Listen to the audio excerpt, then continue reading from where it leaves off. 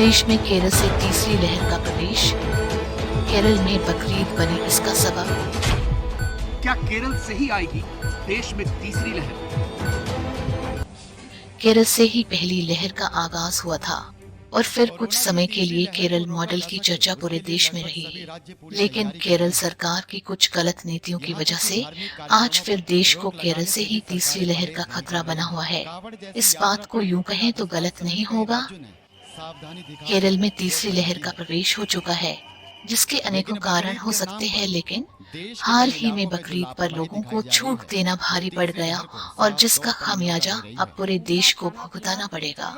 इस बात को यूं कहें तो कोई गलत नहीं होगा। केरल में बकरीद के रास्ते कोरोना ने तीसरी लहर का आगाज कर दिया है। अब इसके परिणाम भयानक कितने होंगे ये तो आने वाला समय ही बताएगा। आइए कुछ आंकड़ों पर नजर डालते हैं। ऐसा प्रतीत होता है मानो एक और वेव आरंभ हो चुका है केरल के अंदर।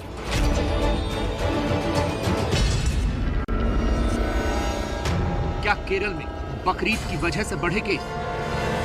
तुष्टीकरण की राजनीति जीती और सुप्रीम कोर्ट के इस हिदायत को केरल की सरकार ने पालन नहीं किया। 22,000 केस आज केरल के अंदर आए हैं। ऐसे वक्त में जब पूरे देश में कोरोना के केस कम हो रहे हैं, केरल में अचानक से केस बहुत ज्यादा बढ़ने लगे हैं। देश में कुल 43,654 नए केस आए। इनमें से करीब 50% केस यानी मई के बाद ये एक दिन में आए सबसे ज्यादा केस हैं। केरल में 12.2% का पॉजिटिविटी रेट है, जबकि देश का पॉजिटिविटी रेट 2.3% है। केरल में 1,45,876 एक्टिव केस हैं, जबकि देश में 3,99,436 एक्टिव केस हैं, यानी देश के करीब 36.5% एक्टिव केस अकेले केरल में। बीजेपी का दावा है कि केरल में तुष्टीकरण की वजह से ये केस बढ़ रहे हैं, क्योंकि केरल सरकार ने बकरीद में लॉकडाउन में छूट दी थी। बहुत ही जिम्मेदारी के साथ, चाहे उत्तराखंड की सरकार हो, चाहे उत्तर प्रदेश की सरकार हो, किस प्रकार से लोगों के जान को बचाना है। सुप्रीम कोर्ट ने जो भी हिदायतें दी उसका पालन किया गया, मगर बकरा ईद के जो रिलैक्सेशन 3 दिन का केरल सरकार ने दिया, मगर दुख के साथ मुझे कहना पड़ रहा है तुष्टीकरण की राजनीति जीती और सुप्रीम कोर्ट के इस हिदायत को केरल की सरकार ने पालन नहीं किया। इसीलिए बीजेपी को यह कहने का मौका मिल गया है कि कोरोना के खतरे को देखते हुए यूपी और उत्तराखंड ने कांवड़ यात्रा रोकी। Launched by the BJP. The whole country knows the Kerala health system is the best in the country. It has a perfect way of reporting. We challenge the BJP. In no BJP controlled states, there is no reporting as such, including UP. They hide the numbers. We tell the truths. The difference is there.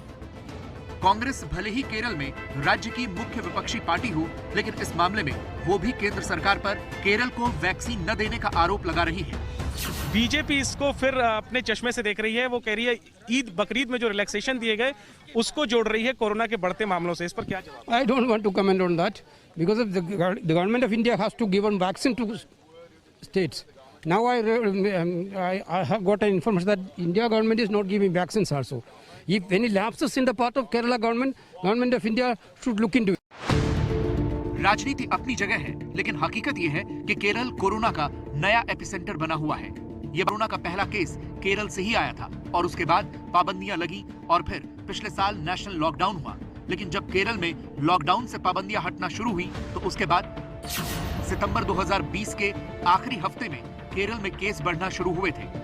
मार्च 2021 में cases में कुछ कमी दिखने लगी थी, लेकिन अप्रैल और मई के बाद फिर से केस बढ़ने शुरू हुए। 16 अप्रैल को केरल ने पहली बार एक दिन में 10,000 केस का आंकड़ा छुआ था। उसके बाद सिर्फ 7 बार ऐसा हुआ है जब केरल में एक दिन में 10,000 से कम केस आए। दूसरी लहर के दौरान इसी 12 मई को केरल में 43,529 नए केस आए थे। अगर तीसरी लहर को रोकना है तो लापरवाही रोकनी होगी।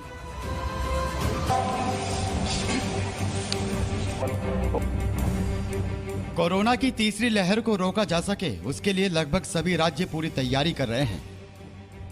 यहां तक कि धार्मिक कार्यक्रमों पर रोक लगाने से भी सरकारें परहेज नहीं कर रही हैं। कांवड़ जैसी यात्रा पर यूपी, राजस्थान समेत कई राज्यों ने सावधानी दिखाते हुए रोक लगा दी है। लेकिन बकरीद के नाम पर देश के कई इलाकों में जो लापरवाही दिखाई जा रही है वो तीसरी लहर को साफ तौर पर न्योता दे रही है। इन तस्वीरों को देखकर क्या हम कह सकते हैं कि तीसरी लहर के लिए हमारी पूरी तैयारी है? केरल को तीसरी लहर से सबसे ज्यादा सावधान रहने की जरूरत है, लेकिन यहाँ तो राज्य सरकार ने खुद ही बकरीद की खरीदारी के लिए नियमों में ढील दे दी है और इस ढिलाई का कितना अच्छी तरह से फायदा उठाया जा रहा है आप भी देख लीजिए। केरल सरकार की इस दरियादिली पर आईएमए के बाद अब सुप्रीम कोर्ट ने भी सख्ती दिखा दी है। हालात ऐसे ही रहे तो कोरोना की तीसरी लहर को अपना संक्रमण फैलाने में ज्यादा मेहनत नहीं करनी होगी और अगर केरल सरकार जैसे फैसले सरकारें लेने लगें तब तो निश्चित ही तीसरी लहर भारत में आ जाएगी। शायद लोग भूल गए हैं कि आने वाले 100 से 125 दिन बेहद अहम हैं।